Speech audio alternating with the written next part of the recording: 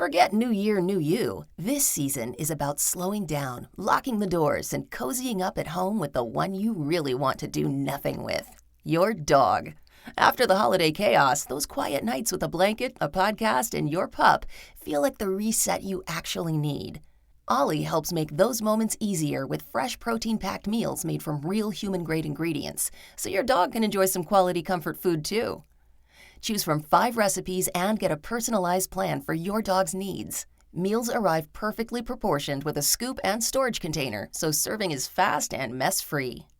And with Ollie's in-app on-demand health screenings, supporting your dog is easy, ensuring more cuddles for many years to come. Visit ollie.com/truecrime and use code TRUECRIME for 60% off your first box. They didn't just follow Mr. Edgecomb. The evidence in this case is going to show they chased Mr. Edgecomb. In the last Court Junkie episode, I told you about Theodore Edgecomb, who went on trial for the first-degree intentional homicide of Jason Cleereman. We know that on September 22nd, 2020, there was some sort of altercation between Theodore and Jason that led to Theodore shooting Jason, instantly killing him. The state's version of events is that Jason and his wife, Evangelina, were driving down Brady Street in Milwaukee when they swerved to avoid hitting a bicyclist, who ended up being Theodore Edgecomb. Jason yelled out something from his window, and Theodore then proceeded to approach the vehicle and punch Jason in the face before riding off. The Cleereman's car followed him, and Jason got out and approached Theodore.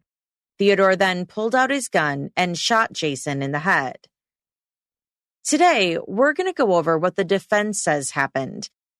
In his opening statement, Theodore's attorney, B. Ivory Lamar, told the jury there were actually 2 incidents that occurred that night prior to the shooting.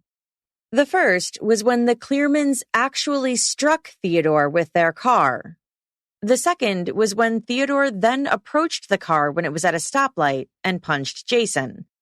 After that, Lamar said Theodore was done with it and just wanted to get on with his night. But Jason told his wife to follow him, and so she did. Jason then violently pursued him, according to Lamar. The evidence is going to show in this case that she turns the vehicle, the motor roars on that vehicle, and she's now turning that vehicle not into the 2 lanes that are completely available to her. She turns going directly in the direction of Mr. Edgecomb. And she accelerates aggressively and violently directly toward Mr. Edgecomb. That's not following.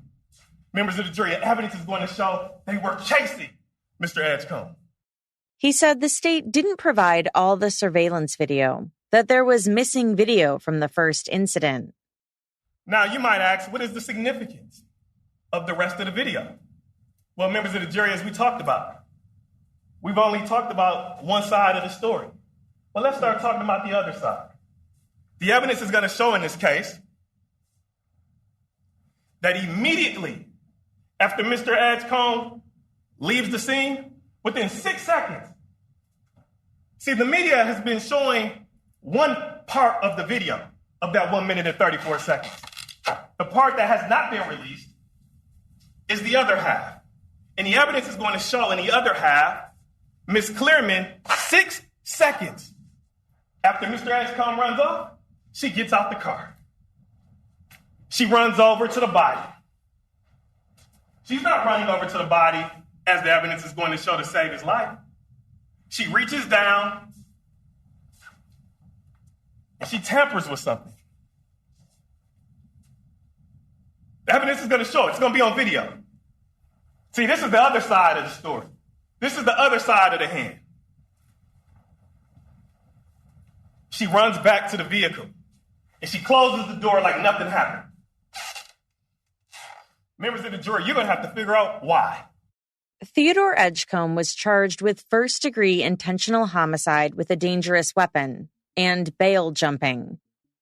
Under Wisconsin law, in a case like this, the defendant must prove beyond a reasonable doubt that they were in imminent fear for their life or great bodily harm for themselves or another at the time they opened fire.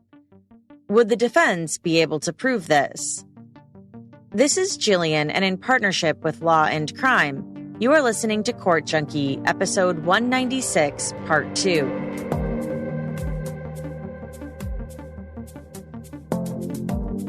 When the defense presented their case, they first focused on what the officers at the scene did. And would you agree that if an item has been removed from a crime scene, that would tend to compromise that crime scene? Prior to that being authorized by an investigator, yes, I would agree. Officer Patrick Tivnan was asked about someone who came up to him that night while he was interviewing people at the scene and said he had relevant information. Officer Tivnan said he determined that he did not. He described two males that he overheard speaking in a vehicle. I believe he stated about a block and a half away in an alley to the southeast, and nothing that they said was specific regarding this incident. And at this time, I had already heard from Mr. Perez about a vehicle pulling up and his description of the incident. What this other man was talking about two males that he overheard speaking in an alley a block and a half away, did not appear to be relevant at all. And do you judgment? But he agreed that it's important to talk to every witness available. Theodore's attorney, B. Ivory Lamar, questioned Officer Tivnan about his body camera, implying that he had cut it off that night after deciding not to interview another witness that was on the scene. He said another officer could be heard saying, "Fuck it, we have enough." On cross, prosecutor Grant Hubner took issue with that assertion. Okay, so first of all, defense counsel is stating that you cut your body cam immediately afterwards. That's not what happened, is it? No, it's not. Just so we're clear, that assertion is just not what happened. Stephanie Trotter is a certified nursing assistant who was in the area on September 22nd, 2020. She, her husband, and 2 kids were driving a red SUV down Holton Street when she looked to her right and saw what looked like a woman in distress. She told her husband she thought something was wrong and told him to turn around. She wanted to see if she could help. They made a U-turn and pulled up next to the stopped vehicle. She said she rolled her window down and asked the woman if she was okay. The woman, she was like screaming and hollering. I asked her, was she okay? She said, no, someone just shot my fucking husband.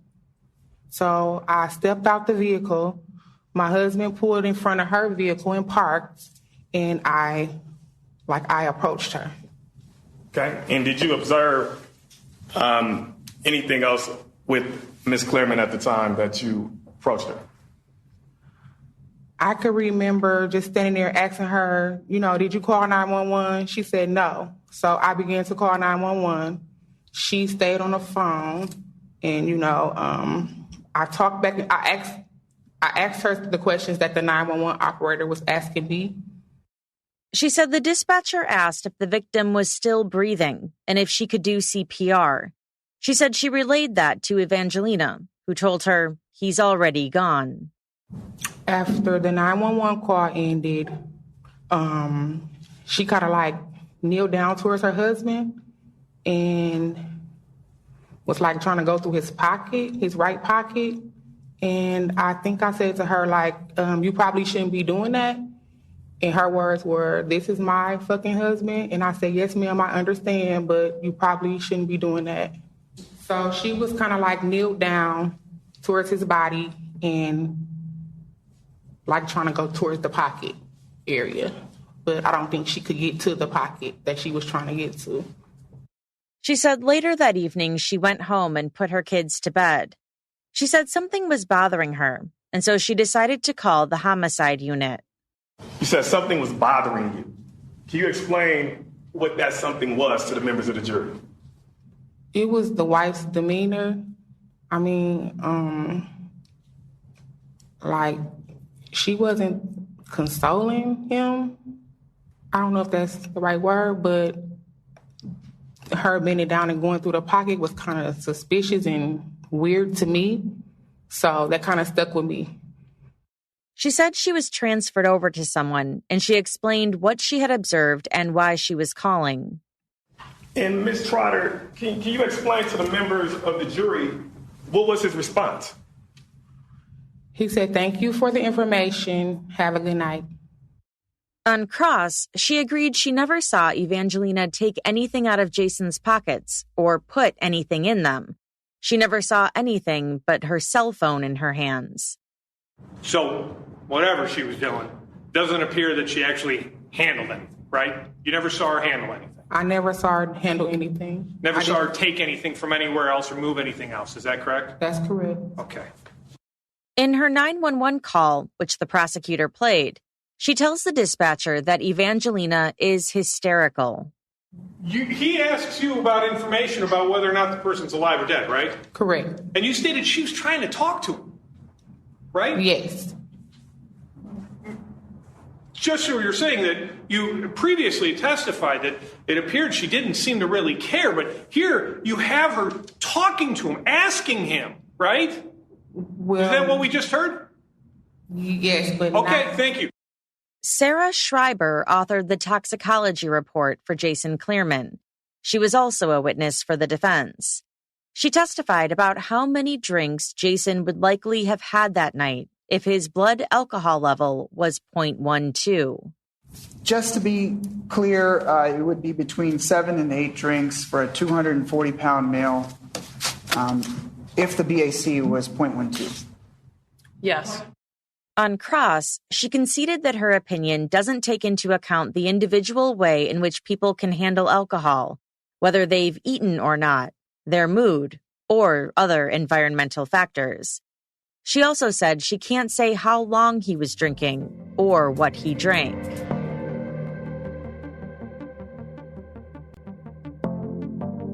Theodore Edgecomb told the jury that he has 5 kids that are his pride and joy, 2 sons and 3 daughters. He is currently engaged to be married. As his attorney asked him questions, he spoke about the summer of 2020 and how it was a very racially charged time. He said he attended a few protests about George Floyd and brought his kids. Racism it's a thing that affects me. I follow Black history is like a favorite of mine, a favorite subject of mine, rather.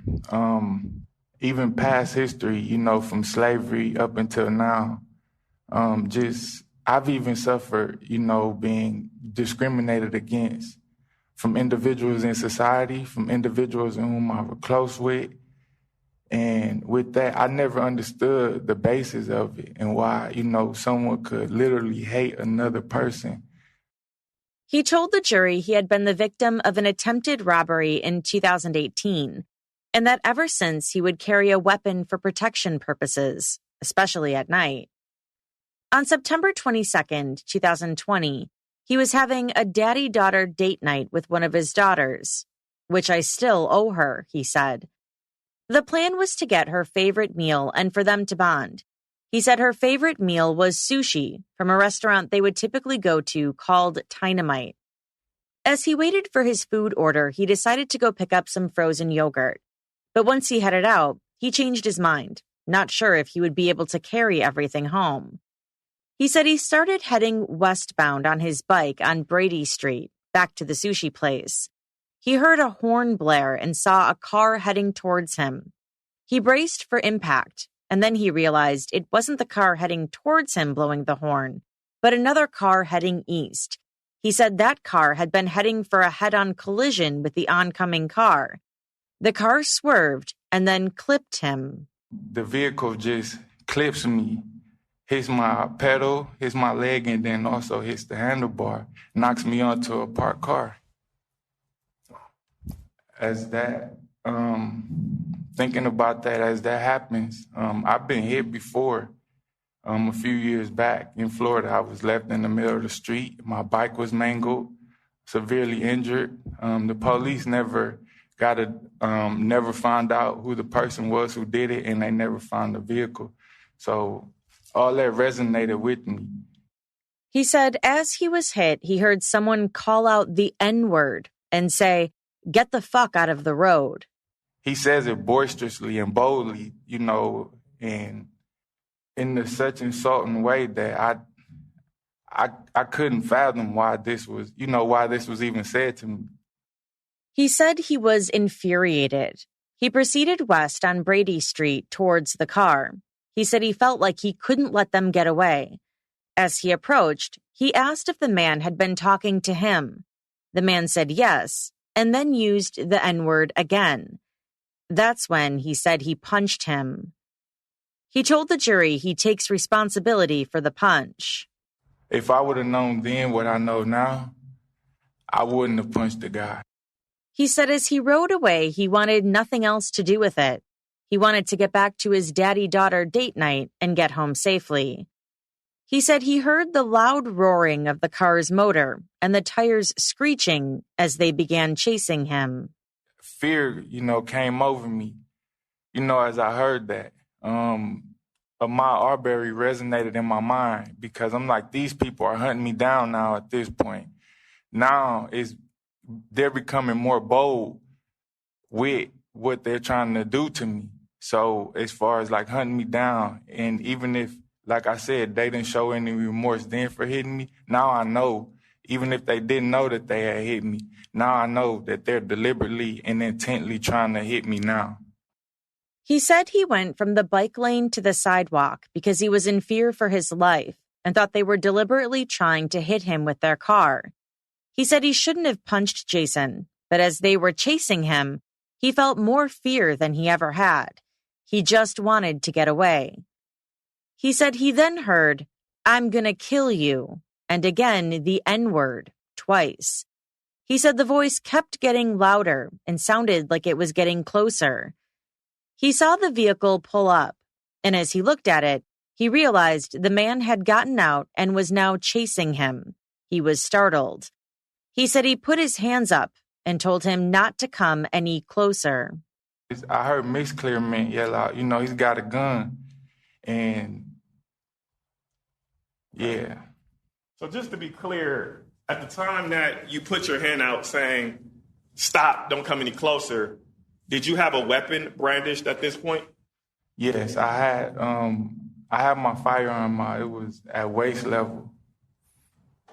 I didn't have it up. I just had it, down. It was drawn, but it wasn't pointed. Okay. Can you describe what you mean at waist level? I mean, as you sit there. Yes, it was just down in my side. I had just drawn it. I had just taken it out of a holster, and it was just still at my waist. He said he kept the gun at waist level. He never pointed it at Jason. And what was your intent? You're brandishing a firearm at a gentleman that's coming towards you. What was your intent at this time? I didn't have any intent. This gentleman actually took one large step and lunged toward me like he was going to tackle me. And I took a step back. And as I stepped back, it was the reaction from that, the firearm just went off. And with him lunging towards me, I didn't know if he was going after the firearm, if he was coming after me or what. But I know from his words and his actions, his boisterous tone, he told me, "I'm going to kill you now." So with that, I didn't have no reason to doubt this man. On cross, Theodore reluctantly conceded that he wasn't legally allowed to carry a firearm that night. The prosecutor, Grant Hubner, said he wanted to fast forward a bit and get to the part where after he shot Jason Cleereman, he picked up his bike and went down the stairs. After you shot and killed the victim, he falls down to the stairs, he's bleeding out. You take your bike and you walk down those stairs. Is that correct? I reacted in self-defense. I didn't. That's not my question, sir. My question was, after you shot and killed Jason Cleereman, did you pick up your bike and walk down those stairs? I reacted to protect myself from being harmed. Sir, that wasn't my question. Mr. Edgecomb, you need to answer the questions that are put to you. This is not a time for speeches. You're to answer Mr. Hubner's questions. After he's done, your attorneys will get another chance, and then he will get the last word on recross. Answer his questions, please. You understand? Yes, Your Honor. Okay. So after you shot and killed Jason Cleereman, You picked up your bike and you walked down those stairs. Is that correct? I reacted to protect myself from being harmed. I need you to listen to my question. We're not talking about the manner of it. I'm talking about what happens after you shot and killed him. Regardless of how you want us to believe it, which is fine. They'll be able to get up here and do that. Listen to my question, please, sir. It'll go quicker for both of us. After the shooting, you pick up your bike and you walk down those stairs. Is that correct? Can you repeat that again? Sure. After you shoot and kill the victim, do you pick up your bike and walk down the stairs? I reacted to protect myself from being harmed. Sir, you're not answering my question. And I understand. I mean, did someone tell you just to say that whenever I say anything? Can you repeat that? Did someone tell you to just make sure you keep saying that you reacted to protect yourself when I ask a question about shooting the victim? No. Prosecutor Huebner repeated the question again. You pick up your bike and you go down those stairs. Isn't that correct? I didn't learn of a death until days later. So. Understood. Did you pick up your bike and go down the stairs? I don't know. After the incident, where did you pick up your bike and walk down the stairs, sir? After the incident, yes, I picked up my bike and walked down the stairwell. Thank you. Did you put the gun away first? Yes, okay. I did. And where did you put the gun? In my waistband. Prosecutor Huebner pointed out that after he left the scene, he chose not to go to the police station. Theodore said he was in shock. He couldn't believe what had just happened, and he thought people might now be out to get him. He said he went home and then went to a friend's house. He said he told them he had a family issue. He didn't want to tell them what had just happened. He said he didn't know he had a warrant out for his arrest. With regard to the gun, he said he remembers throwing it out the window as he was passing through the Illinois-Indiana border. You knew that this gun, if you were caught with it, could link you to the homicide. Isn't that correct? I reacted to protect myself. I didn't. I understand your refrain, sir. I want to concentrate on what I'm talking about. When you tossed that gun out the window, you knew it was evidence as to your shooting that you had done. Isn't that correct? It was a reaction. It wasn't just a shooting. Mr. Edgecomb, you need to answer the questions. Don't give speeches. Answer the questions that are put to you. You tossed the gun knowing that it was evidence in what you had done. Isn't that correct? Yes, that is true. And you don't remember if you had this gun the entire time while you were hiding out, or if you went and got it back after leaving it somewhere? You don't remember that? I don't remember the point in time in which I did get it back. When asked why he took it to another state and then tossed it out the window, he said at that point he didn't want to have it on him anymore. You're stating that you got rid of the gun because you didn't want to get caught with it, because if you had a gun, maybe someone would say you were armed and they might shoot you. Is that kind of where you're going with this? Say that. Can you repeat that one more time? You tossed the firearm because you were worried that if you had it on you, you could get shot due to that, right? That someone would be justified in killing me because they said I was the Brady Street killer, so they would be justified in. Understood. Then why wait to Indiana? Because doesn't that fear exist in Illinois? It was actually in the border between Illinois and Indiana. It was a body of water, and the thought just came to me like spurred a moment to do so. Up until you see a body of water at the Illinois-Indiana border, the thought hadn't occurred to you. You were holding on to that gun, no problem. Can you repeat that? The back and forth continued. So the only person that knows where you ditched this weapon that shot Jason Cleereman in the face is you. I reacted to protect myself from being harmed. I get it, sir. The only person that knows where the gun is you. Isn't that correct? Can you repeat that? The only person who knows where this firearm was thrown out the window is you. Isn't that correct?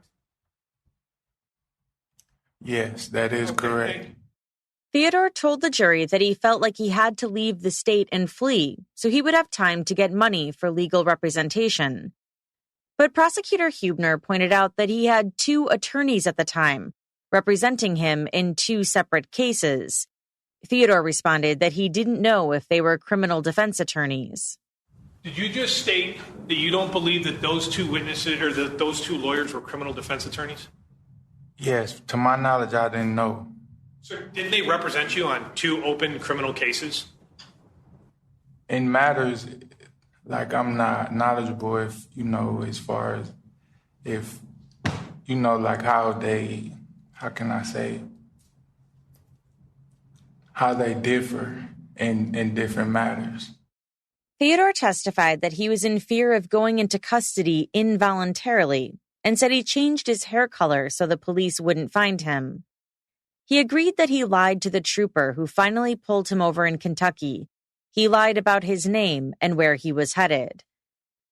When detectives from Milwaukee came down to interview him after he was taken into custody in Kentucky, he conceded he pretended like he didn't know what had happened in Milwaukee.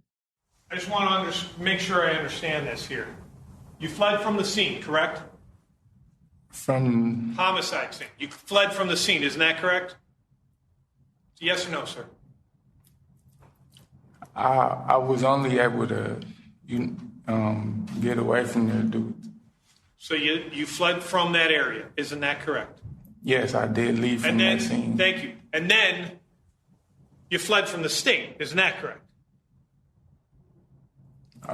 Yes. And then you ditched the weapon that would have linked you to that shooting, isn't that correct? Yes, overruled. You can answer it. Can you repeat that? You ditched the weapon that would have linked you to that shooting. Isn't that correct? I didn't want to be... Sir, you ditched the weapon that would have linked you to the shooting. Yes or no? Can you expound on ditch? No, sir, that's the question.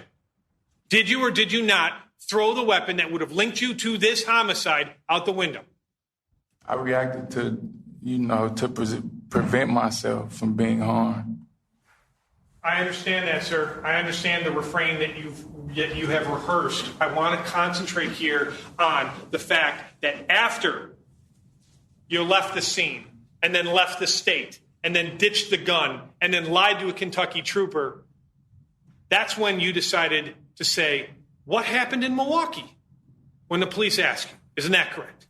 I just didn't expound on them questioning me because I didn't have legal representation. Well, I mean, you had 2 lawyers. You just decided not to go to them. Isn't that correct? In the matter that was at hand. Okay. Prosecutor Huebner then asked him questions about the night of the shooting, how he approached the Cleereman's car before punching Jason, and questioned if he had really been hit by their car. Sir, when you went up there, you didn't even bring up the hitting. You just said, were you talking to me? Correct? Can you say that again? You never mentioned this alleged getting hit by your bike. You drove up to them and said, were you talking to me? Correct? Yes, and I was also finishing the statement. And then, when he said he was talking to you, you punched him, right? Yes. Prosecutor Huebner asked him if it ever occurred to him that the man who he had just punched in the face might react in the same way he had after he said the Cleereman's vehicle had hit him. Do you think you have the right to chase after someone that has wronged you, but someone does not have the right to do that to you when you punch them? I was getting chased down with the vehicle. Wasn't my question, sir. Do you believe it is okay for you to chase after someone and punch them, but someone can't do the same thing to you? I reacted to being hit.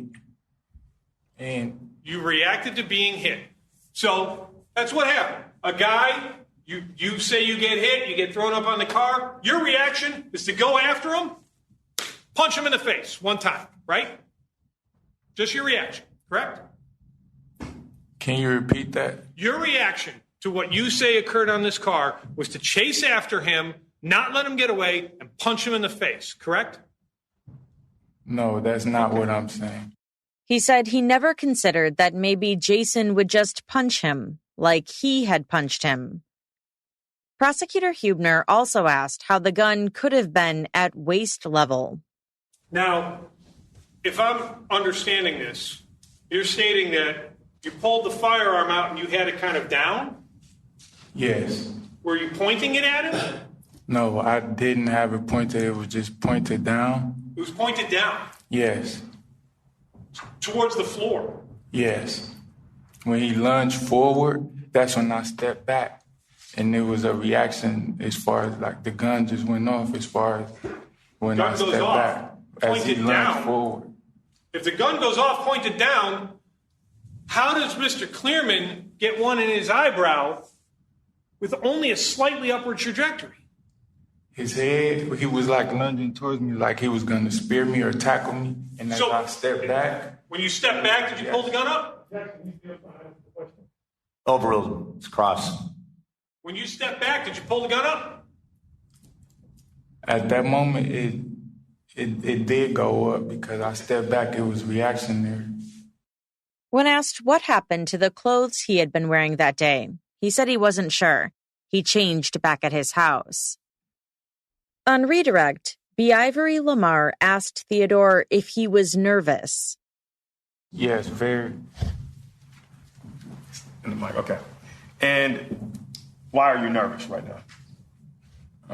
Due to the circumstances at hand, like my whole life is, pretty much on the line right now. He told the jury that he was in shock after what happened, that he was in fear of the police afterwards, thinking no one would believe him.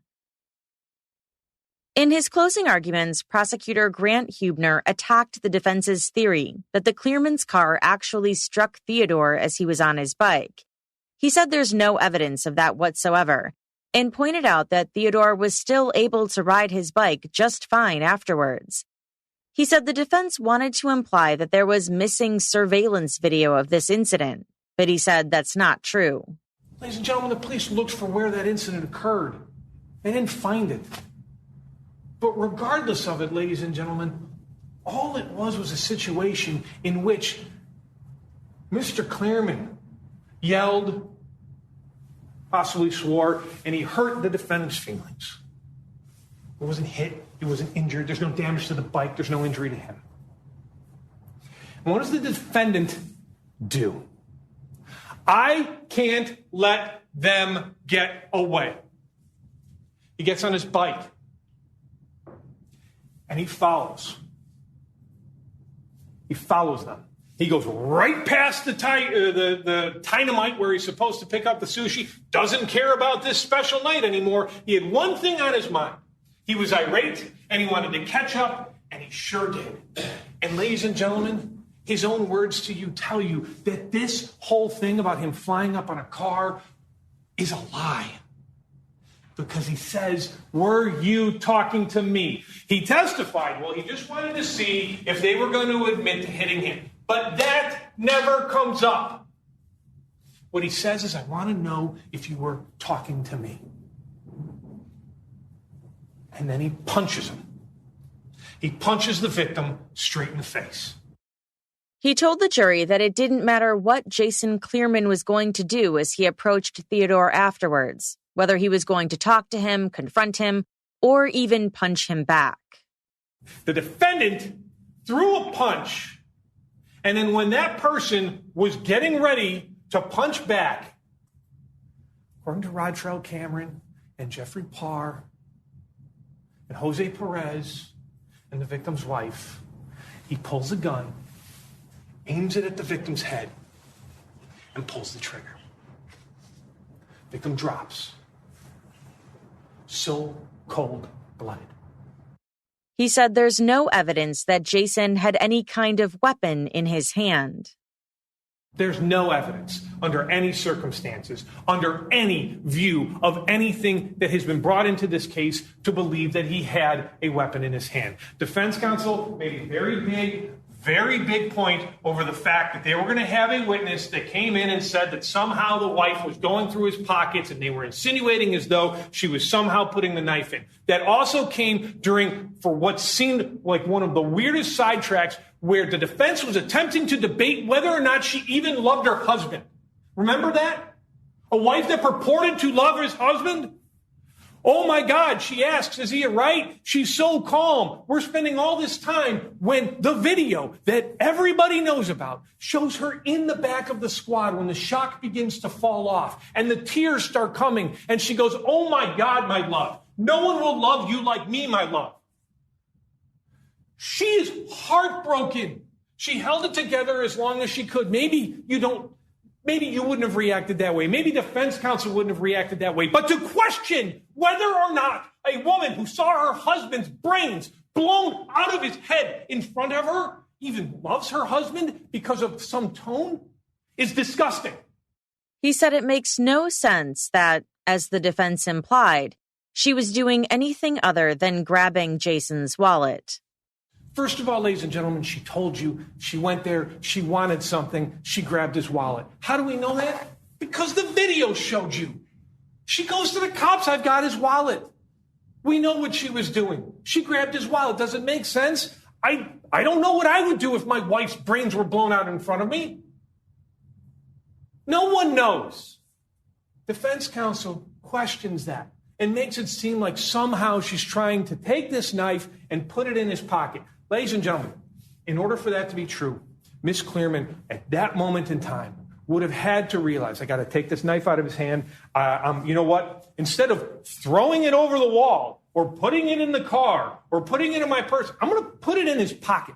And then, in order for someone to realize that, because there's people around, maybe they see me going to his pocket, I'm going to take his wallet so that I've got a ready excuse. That's the amount of thinking that they're expecting Ms. Cleereman to have. And they're forgetting one thing, ladies and gentlemen. He showed the jury photos from the Cleereman's car of Jason's blood from when he had been punched. When he got punched, Mr. Cleereman puts his hand up, remember? And he says to his wife, I'm bleeding. That hand, that right hand, it's got blood all in the palm. That right hand that when he mere touches the car door in order to open and close it, leaves blood on the wall of the door and on the window. So much blood, ladies and gentlemen, that it's literally visible on the car. That bloody hand, in order for defense counsel's point to make any sense, would have had to gone into this pristine pocket by these pants, leaving no blood on the knife or on the pocket or anywhere. Didn't happen. He said Theodore also changed his story from saying it was self-defense to saying the gun went off by accident. And then, ladies and gentlemen, it's all, the victim must have had a knife. And when that falls apart because their witness doesn't see anything in the wife's hands and there's no evidence to support he had anything, not one single witness supports that, all of a sudden, at the 11th hour, we go from, yep, I was defending myself to it's an accident. He tried to get away. He tried to lie. He tried to play dumb. He tried to say the victim was doing something. And now it's just an accident. In his closing arguments, B. Ivory Lamar again brought up two sides. Now, the state just talked about, when we talked about the other side of the story. Remember that? The defense in this case has established everything that we said we would show you on the other side. The state didn't come up and talk about a wallet. You never heard about a wallet in this case.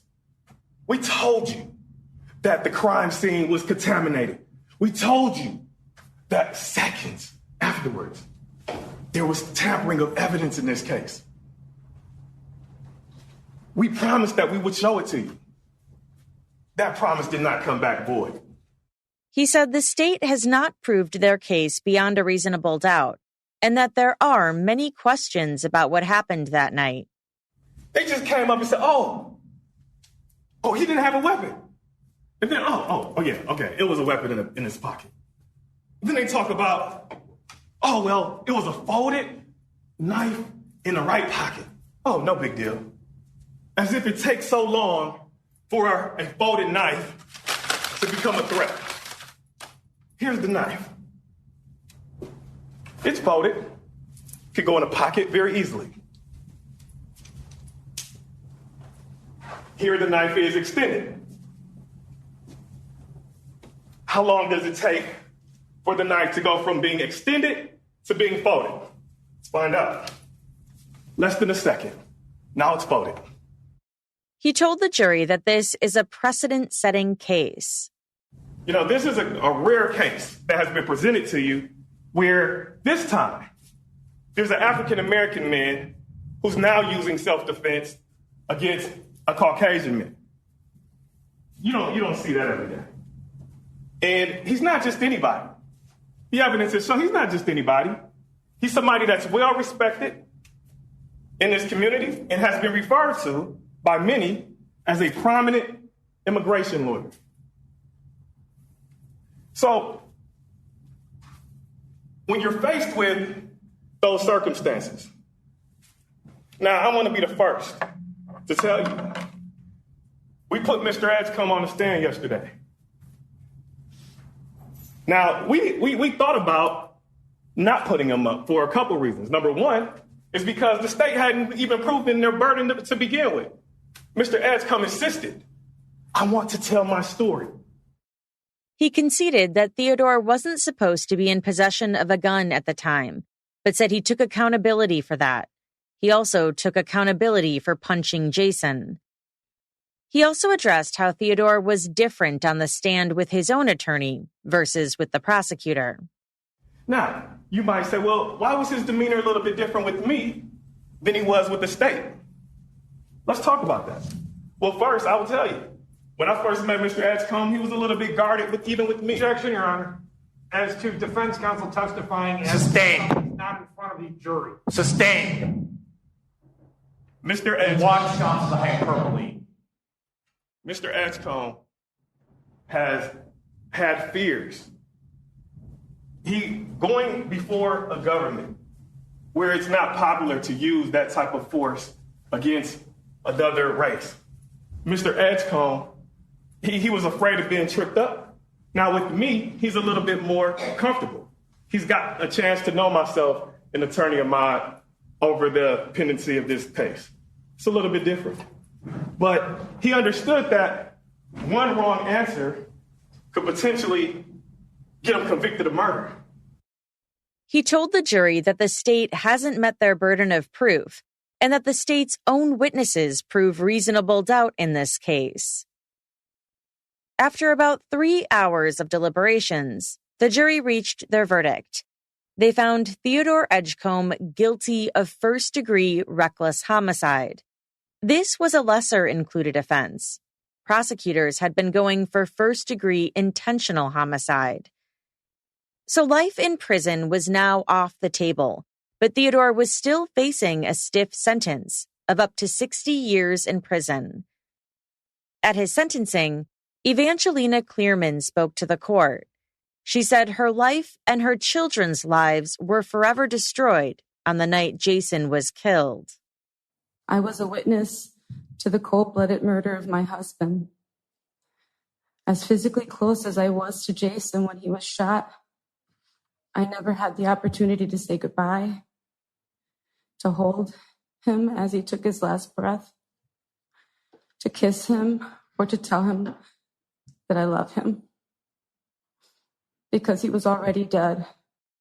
She said she believes Theodore's actions were intentional, saying you don't pull the trigger and pretend like you didn't know it would kill them.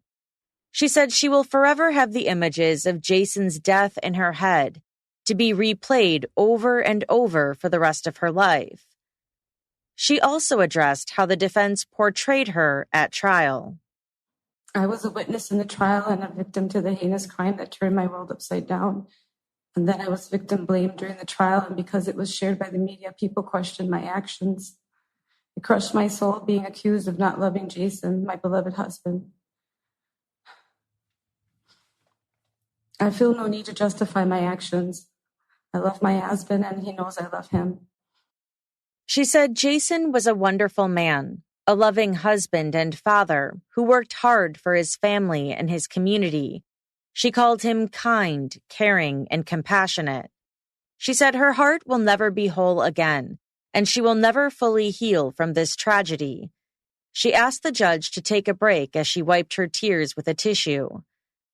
When she continued, she said she doesn't believe Theodore deserves a second chance, that he's a cold-blooded murderer and should face what he did. She asked for the maximum sentence, saying it won't change the future, but that it will give her peace that no one else will have to cross paths with Theodore and go through what she did. Before handing down his sentence, Judge David Borowski told the court that Milwaukee has too many homicides and that number continues to rise. And most of it is idiocy over arguments when people pull out guns. The state used this in their closing argument, and it's correct. Mr. Edgecomb brought a gun to a fist fight. He said he received at least a dozen or more letters from both the victim side and Theodore's side. He looked at the pre-sentencing report and Theodore's background. Mr. Edgecomb is nowhere near the worst of the worst. I see defendants with far longer records, with much worse behavior, with far more dangerous behavior. This case did not involve, for instance, Mr. Edgecomb, as the defense pointed out, being in a gang or as part of an armed robbery or as part of some other form of violence. But as the state pointed out, well, Mr. Edgecombe's record is relatively limited,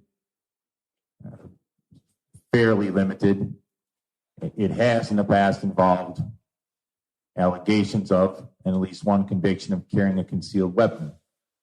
And Mr. Edgecombe, you were not to be possessing a weapon when this occurred. Had you followed the judge or commissioner's order to not have a weapon on you, this resolves as a fist fight. He said the worst case scenario should have been a fist fight. He said shooting a victim in the head isn't just a gun going off. That's him brandishing a weapon and intentionally shooting him. I'm not sure, Mr. Edgecombe, that you understand the depths and the gravity of your offense. Mrs. Cleereman's life and the life of her children will never be the same. There will never be a day that goes by that they don't think about this situation. I'm sure that, as Ms. Cleereman said, it's bad enough to find out that a relative died, or a relative had a heart attack, or to be told that have a police officer come to your door and say that a friend or relative, or God forbid, a spouse was killed. But to watch your spouse be killed right in front of you when you're 10 or 20 feet away, I can't think of anything worse. He sentenced Theodore to 25 years in prison and 12 years of extended supervision. And that's all for this episode. As always, I want to know what you think about this case. You can let me know by joining the conversation on Instagram @CourtJunkie, by tweeting me @CourtJunkiePod, or by emailing me at podcast@CourtJunkie.com. To hear Court Junkie episodes without the ads and to hear additional Court Junkie bonus episodes, go to CourtJunkie.com/support. My most recent bonus episode is going to be on the Jussie Smollett case, so that should be up within the next week or so. So to check that out, go to CourtJunkie.com/support. Thanks again for listening. Until next time.